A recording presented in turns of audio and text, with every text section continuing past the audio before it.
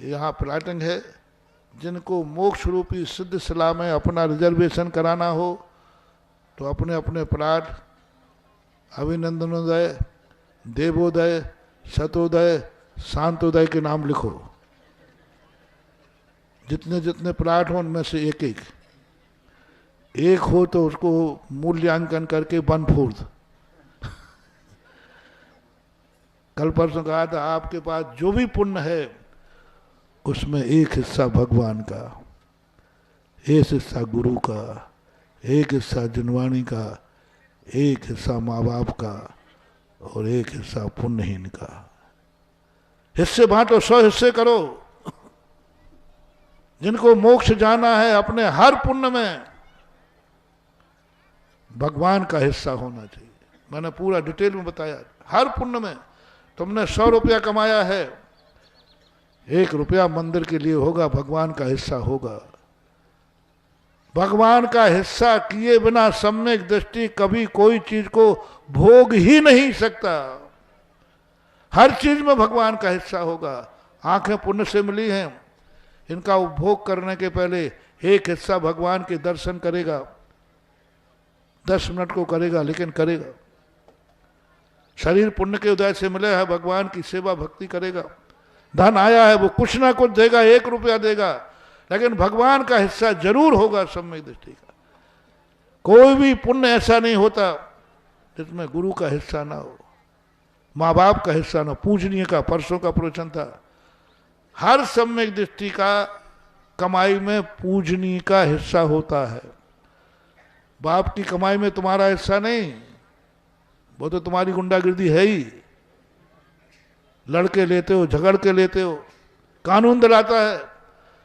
बाप की कमाई में से हिस्सा कानून दिलाता है, तुम लेते हो, झगड़ के लेते हो। ये सब नहीं, इस सरकार ने फरमान जारी किया था। बाप की कमाई में तो हर बेटा हिस्सा का हकदार होता है, लेकिन मेरा भक्त बेटी की कमाई में बाप का हिस्सा होता है। ये मेरा भक्त है। बेटी की कमाई में बाप का हिस्सा। बेटा कमाएगा, बाप को हिस्सा देगा। इज्जत भी कमाएगा तो बाप की इज्जत बढ़ाएगा, उसमें हिस्सा होगा। बाप की इज्जत में अपने को कमान हिस्सा लेना सब जानते हैं। अपनी इज्जत बाप को दिलाओ तो जाने। अपनी कमाई बाप के हिस्से में जाए, अपनी कमाई से बाप के हाथ से दान दिलाओ तो तुम सगे बेटा सपूत हो। बाप की कमाई का दान तो दुनिया देता है। कमाई स्वयं करे और दान कौन करे?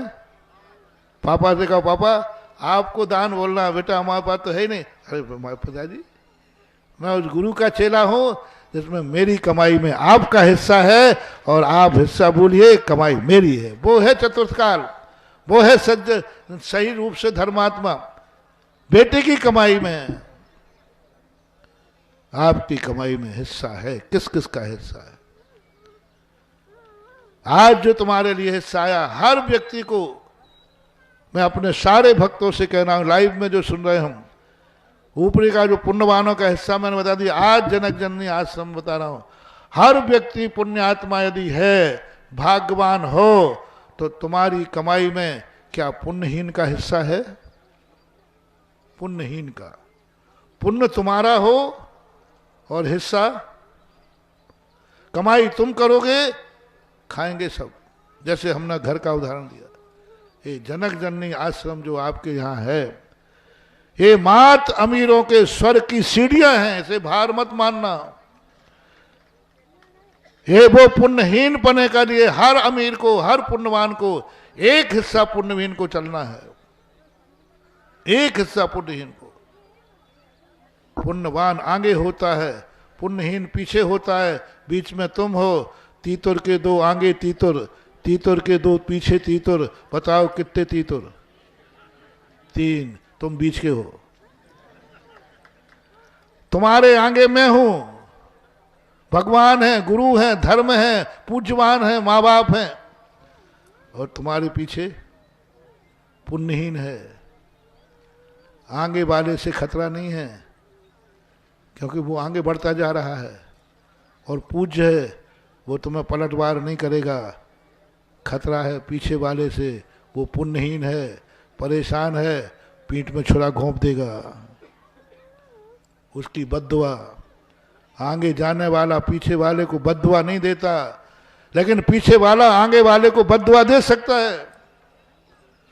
पुण्यहीन तुम्हें बद्दुआ दे सकता है।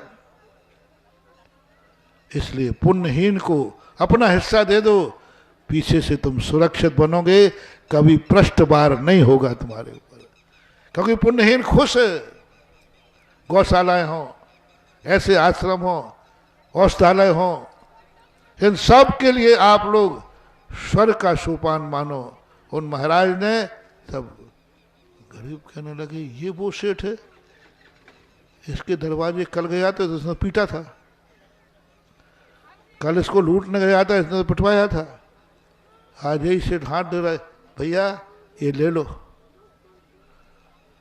बोलो, एक वो थे जिन्होंने भिखारियों को अमीर के दरवाजे भेज दिया, एक जैन गुरु है, अमीरियों को भिखारी के दरवाजे भेज दिया। इज्जत किसमें थी? भिखारी जाके मांग रहे थे, और आज सेठ भिखारी के दरवाजे आके कह रहा है, मेरा भोजन ग्रहण कीजिए, मेरे वस्त्र ग्रहण कीजिए। ये है महावीर की दान परंपरा। जय हिंद दोस्तों, अगर आपको मेरी वीडियो अच्छी लगती है तो प्लीज़ मेरे चैनल को लाइक, शेयर, सब्सक्राइब करिए और इसी तरह से अपना प्यार देते रहिए। धन्यवाद।